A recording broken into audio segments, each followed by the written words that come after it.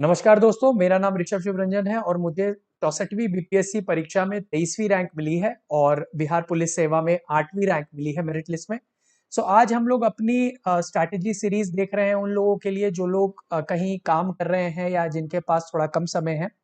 इसके पहले मैंने एक नॉर्मल स्ट्रैटेजी वीडियो डाला था अगले 110 दिनों की, जहाँ पे हम लोग अपने 4 बार रिवीजन और प्रैक्टिस कर सके। तो वो वीडियो आपने नहीं देखा है तो वो आप देख सकते हैं, और भी सारी स्ट्रैटेजी से रिलेटेड वीडियोस प्रीलिम्स की मैंने बना दी है, तो वो अगर आपने नहीं देखा है तो प्लेलिस्ट में जाके आप देख सकते हैं।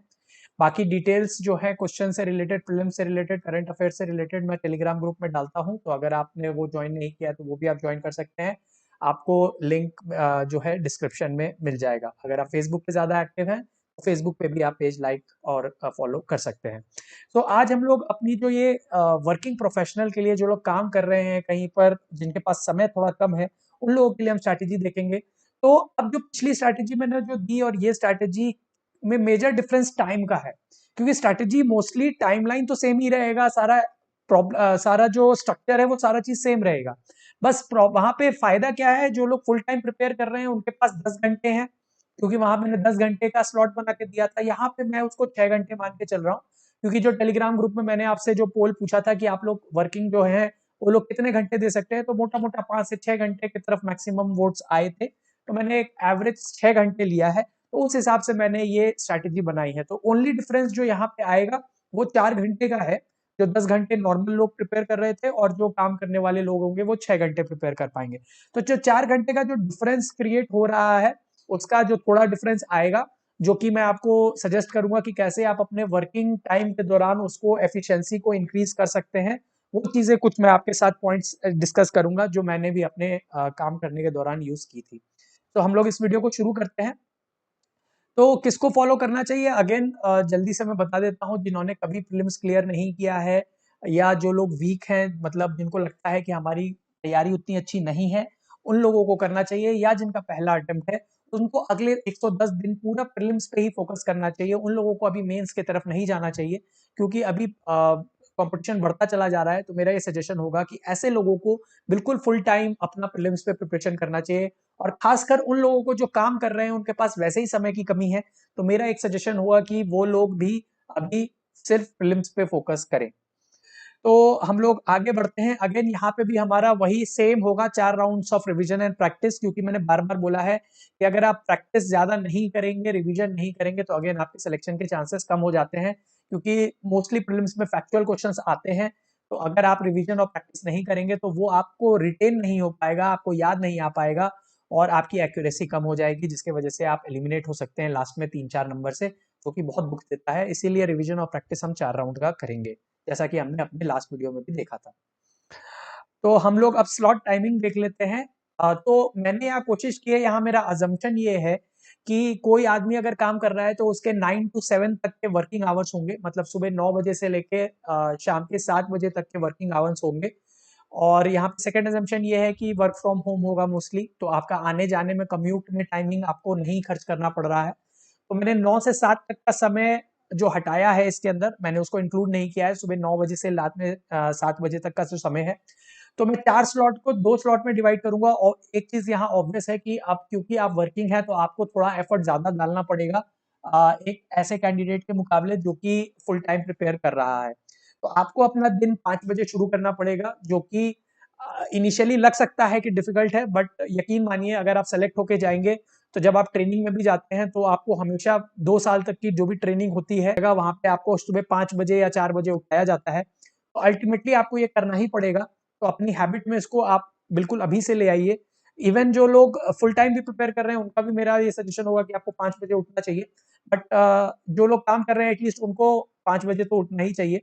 तो 5 से 6:30 का एक स्लॉट होगा, फिर हाफ एन आवर आप ब्रेक ले सकते हैं, एंड आप 7 to 8:30 आपका एक और स्लॉट होगा। तो 2 स्लॉट हम काम करने शुरू करने से पहले हम डालेंगे अपना, और 9 से 7 फिर आप अपना काम कर सकते हैं, और फिर आपके 2 स्लॉट होंगे 7:30 to 9, और फिर रात में 9:30 से 11 बजे तक का। तो 7 बजे जब आप वापस आए, मतलब वापस मतलब आपका काम खत्म हो, तो आप थोड़ी देर, आधे घंटे का ब्रेक लेके अपना नहा वहा के, थोड़ा अगर डिनर करना चाहें अपना तो करके आप पढ़ने बैठ जाइए 7:30 बजे रात में, एंड अपना 2 स्लॉट आप 11 बजे तक का निकाल सकते हैं।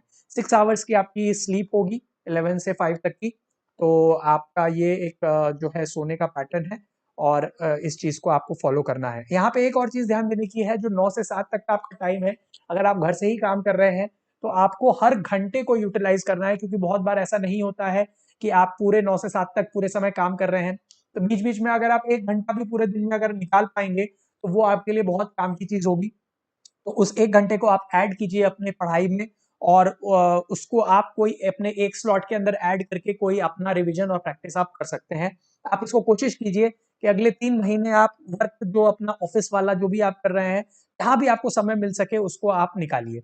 सेकंड चीज जो आपको यहाँ पे ये करनी है, 9 से 7 बजे के दौरान जब आप काम कर रहे होंगे, कि जितनी चीजें, जब आप बहुत ज्यादा कोई प्रोडक्टिव काम नहीं कर रहे हैं तो आप अपने दिमागों में चीजों को घुमा सकते हैं, ताकि आप रिवीजन कर सके। क्योंकि सिर्फ पढ़ना, फुल टाइम पढ़ना पढ़ना नहीं होता है, आपको एक दिमाग के अंदर वो रिवाइज भी करना होता है। तो जो भी आपने पढ़ा है पहले 2 स्लॉट में, उसको आप रिकलेक्ट करने की कोशिश कीजिए। इससे क्या होता है, आपकी मेमोरी के जो वायर्स हैं वो स्ट्रांग होते हैं, और आपकी जो रिमेंबर करने की क्षमता होती है वो बढ़ती है।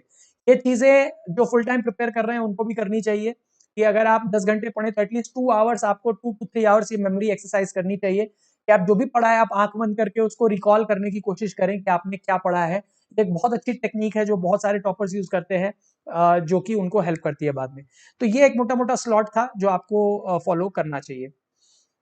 अब अगेन बाकी सारी चीजें सेम होंगी, कुछ भी चीज डिफरेंट नहीं है, बट फिर भी जल्दी से मैं गो थ्रू कर लेता हूँ, क्योंकि अगेन सिर्फ टाइम का ही डिफरेंस है, बाकी सारी चीजें सेम रहेंगी।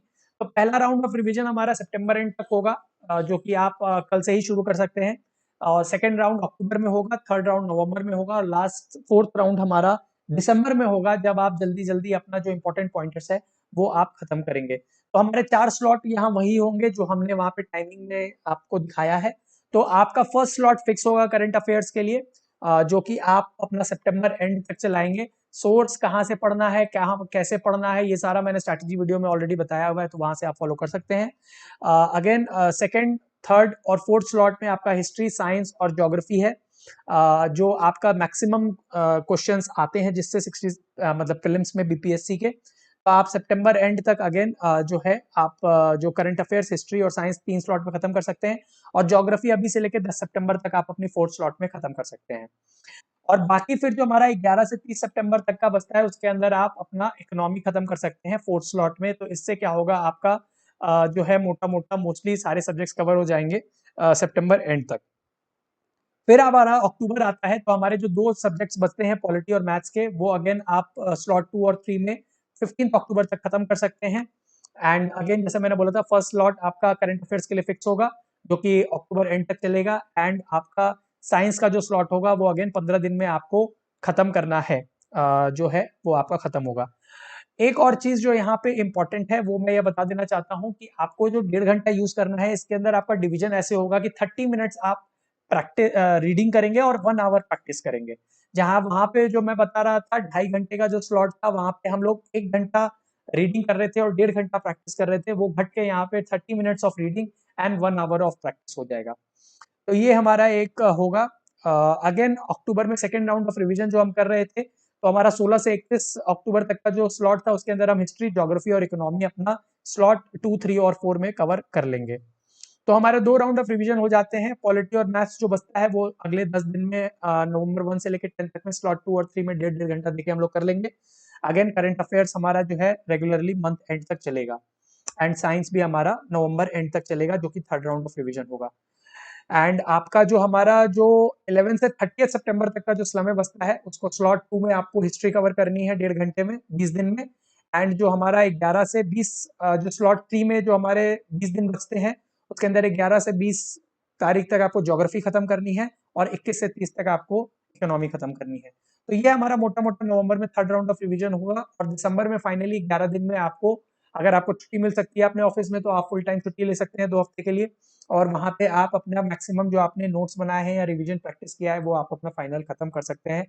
तो ये था फाइनल जो एक प्लान था रिवीजन का। इसको अगर आप फॉलो करेंगे तो अगेन जो वर्किंग प्रोफेशनल है उनको बहुत फायदा होगा। अगेन मैं इसको रिपीट कर देता हूँ, 4 स्लॉट 6 घंटे के जो है वो आपको आधा घंटा जो है रीडिंग में डालना है, और 1 आवर जो है प्रैक्टिस में डालना है। आपका डिफरेंस जो है 4 घंटे का, जो वर्किंग प्रोफेशनल जो है उनके पास जो कम मिल रहा है, वो आपको फिल करना है अपना जो वर्किंग टाइम है आपका 9 to 7 का, उसके अंदर आप कोशिश कीजिए रिकॉल करने का, रिवाइज करने का, क्योंकि वो बहुत इंपॉर्टेंट एस्पेक्ट होता है, 6 घंटे कम नहीं होते। अगर आप पूरी डेडिकेशन के साथ इस चीज़ को अगर करेंगे तो मुझे नहीं समझ में आता है कि क्यों आप रिजल्ट नहीं ला सकते हैं। इनफैक्ट जो लोग काम कर रहे होते हैं उनकी प्रोडक्टिविटी हाई होती है, उनके पास करने की प्रोबेबिलिटी मैंने देखा है ज़्यादा होती है, क्योंकि उनको फ़ियर और एंग्ज़ायटी नहीं होती एग्ज़ाम के दिन में। तो मुझे ऐसा फ़ील होता है वर्किंग करने वाले लोगों की प्रोबेबिलिटी एग्ज़ाम पास करने की ज़्यादा होती है, ऐसा मेरा अपना मानना है। आपको बिल्कुल भी कोई घबराने की ज़रूरत नहीं है। अगर आप इस तरीके से फ़ॉलो करेंगे तो मेरे हिसाब से आपके रिज़ल्ट आने की प्रोबेबिलिटी काफ़ी अच्छी होगी। तो ये था मेरी तरफ से, अगला वीडियो हम लोग जल्दी लाएँगे जहाँ पे हम लोग और भी सेक्शंस जो रिक्वेस्ट आई हैं, जो मैं पूछ रहा हूँ ग्रुप में, टेलीग्राम ग्रुप में, उसके बेसिस पे मैं वीडियो बनाऊँगा। तो अगेन अगर आपने टेलीग्राम ग्रुप ज्वाइन नहीं किया है तो वो आप कर सकते हैं। फेसबुक पे अगर एक्टिव हैं तो आप वहाँ पे भी पेज को लाइक कर सकते हैं और फॉलो कर सकते हैं। तो हम लोग जल्दी मिलते हैं अपने नेक्स्ट वीडियो में। Thank you.